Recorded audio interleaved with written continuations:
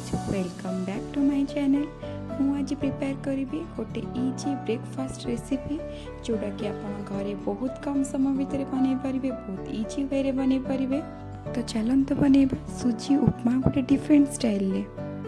आपड़ देखिपे मुझे सेमती किसी वेजिटेबल्स ऐड करूनी, बास किसी चना, गोटे मीडियम साइज ओनियन, किसी पीनट्स, कैप्सिकम, गोटे ग्रीन चिली नहीं।